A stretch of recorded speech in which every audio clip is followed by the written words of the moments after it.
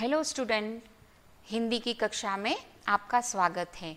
कक्षा 9 प्रकरण नंबर 5 स्वराज्य की नींव। स्व मतलब अपना, राज्य, नींव, नींव मतलब बेज। गुजरातीમાં જેને કહીએ ને પાયો। अगर हमने कुछ बीज बोया ही नहीं है तो फिर हम कुछ फल की आशा नहीं रख सकते।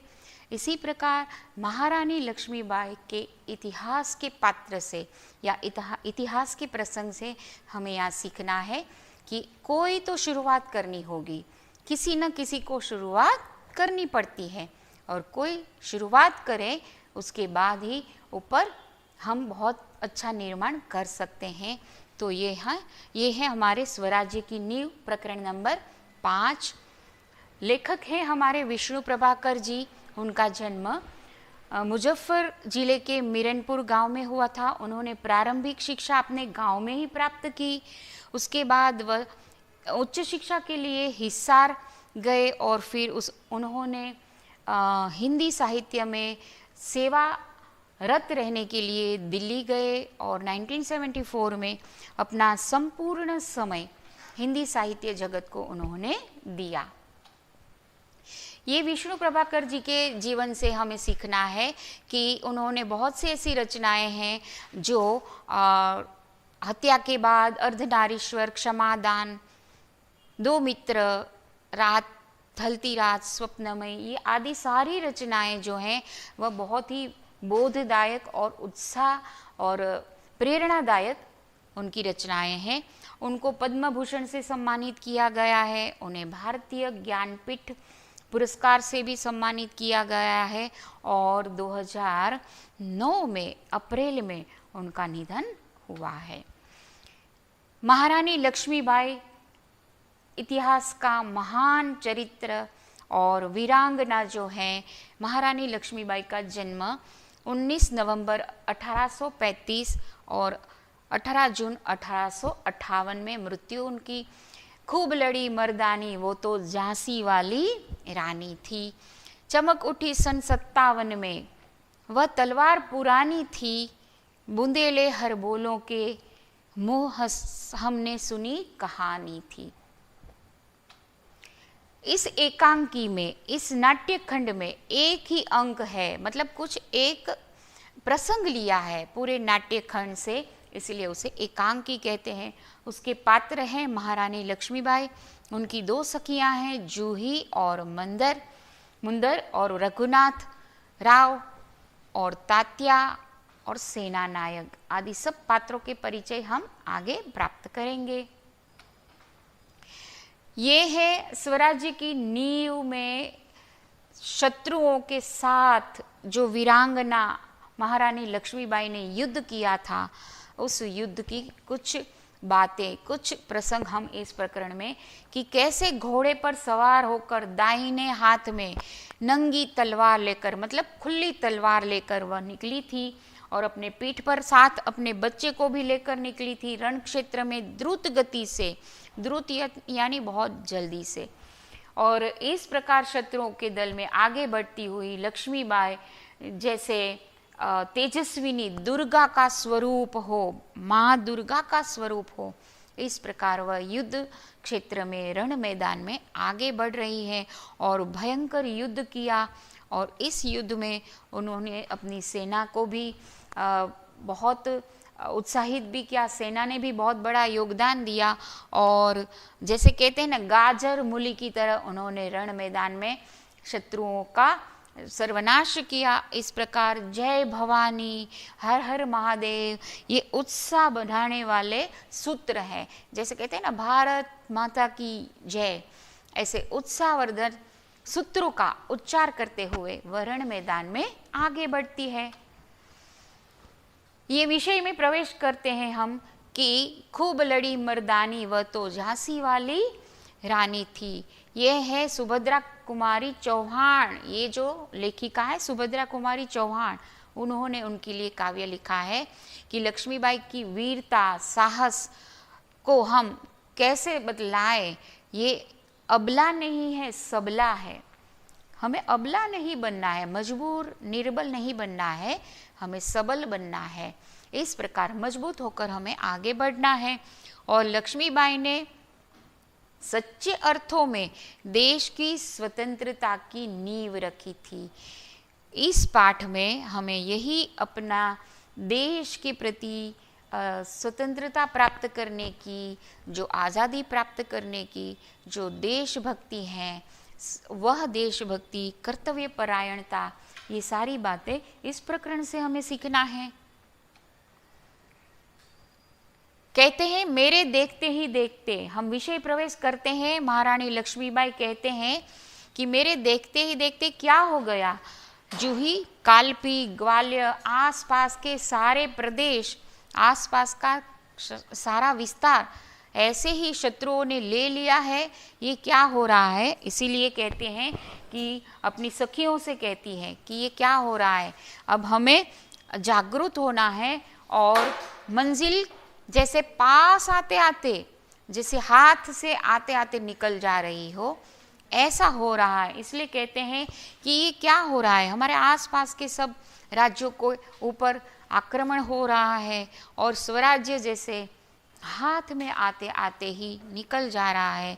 दूसरे ही क्षण जैसे कोई बड़ी हिमालय, जैसे कहते हैं ना, एक समस्या से हम जूझे निकले तो दूसरी 10 समस्या आकर हाजिर हो जाती हैं। ऐसे ही हिमालय जैसी समस्याएं हमारे सामने खड़ी रह जाती हैं। जैसे महासागर की डरावनी लहरें आती है, ऐसी समस्याओं से जूझने के लिए महारानी लक्ष्मीबाई तैयार हैं अपने घोड़े को लेकर और अपने युद्ध मैदान में अपनी वीरता प्रदर्शित करने के लिए।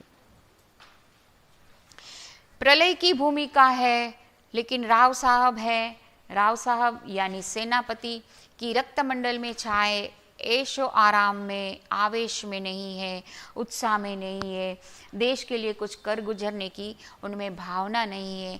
बस राज्य शासन में आराम से, ऐशो आराम से पड़े रहने वाले हैं। और तब महारानी अपनी सखियों से कहती है कि मैंने प्रतिज्ञा ली है कि मैं अपनी झांसी लेकर ही रहूँगी, और चाहे कोई भी हो, मेरे साथ कोई आए या न आए, कोई साथ दे न दे, मैं अकेले ही झांसी प्राप्त करके रहूँगी।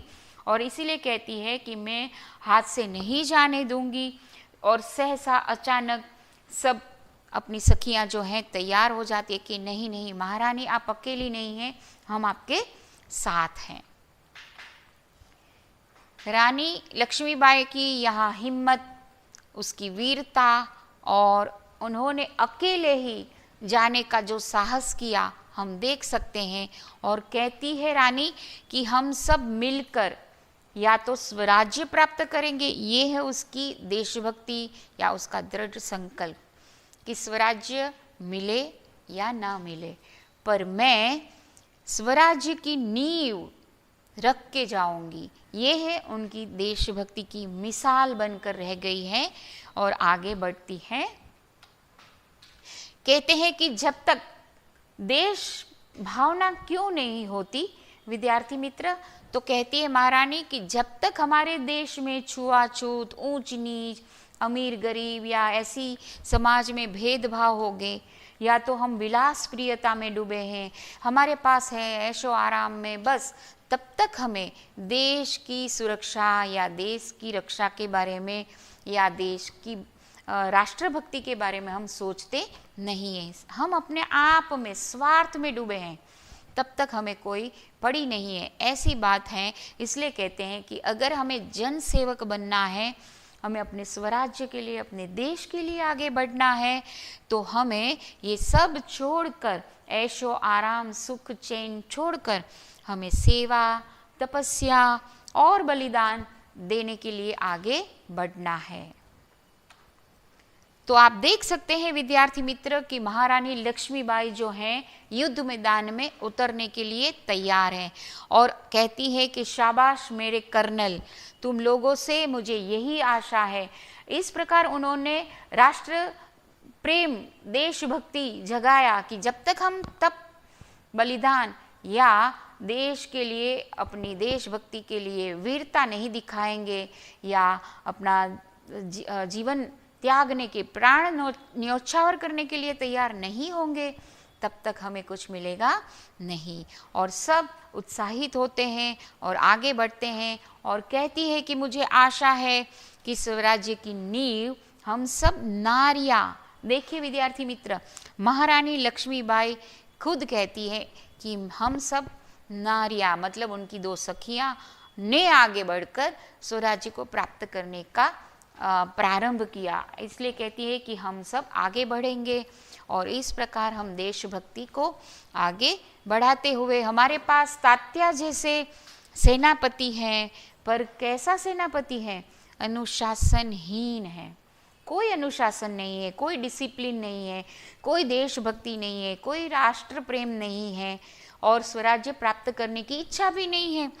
ऐसे लोग हैं तो हमें ग्वालियर का किला पाने के लिए बहुत मेहनत करना है या बहुत रण मैदान में ताकत से आगे बढ़ना है।